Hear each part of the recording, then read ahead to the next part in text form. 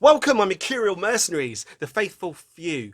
I just posted a song called When the Start Begins, and I just wanted to talk a little bit about its creation. It was the final track on the 11th Hour Initiative album Escapism, an album I created with a talented guy called Bill Ryan. I stumbled upon Bill, not literally, I hasten to add, many years ago on the internet, and just hearing his voice and his songs, he struck me as a guy with honesty and integrity. And when I started speaking to him, I realised I had judged him right. And we worked together on our debut album, Escapism, and we did follow that up eventually with The Only Way Out Is Through, our Apocalypse Now Vietnam album. But Escapism was an interesting period of time. I worked really hard on that album. We both did.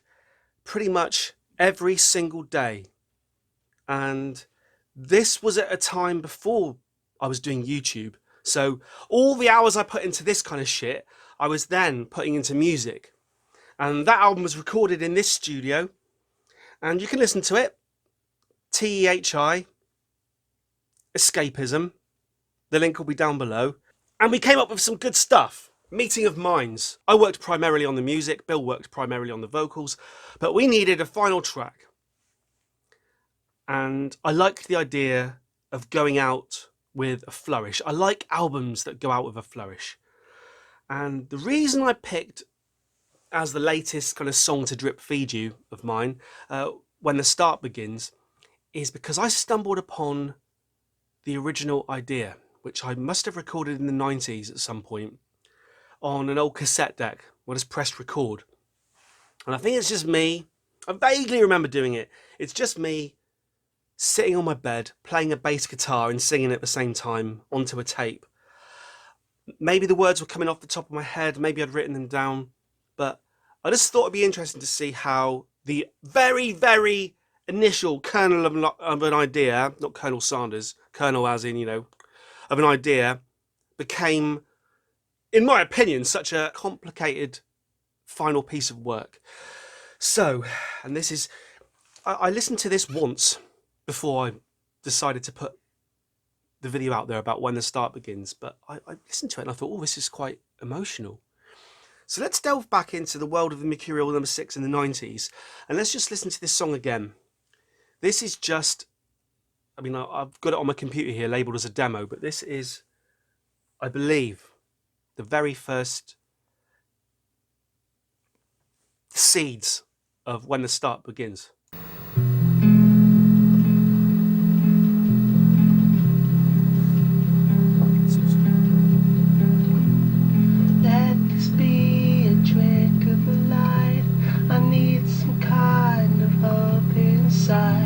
I never asked to be here. 95, smiling and alive.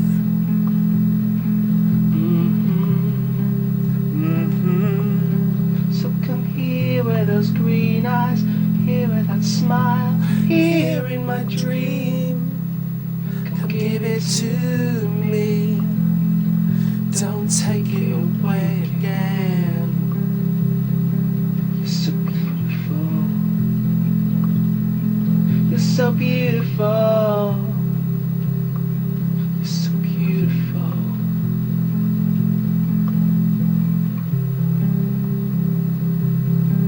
I'll never venture into the shade, 'cause you're so beautiful.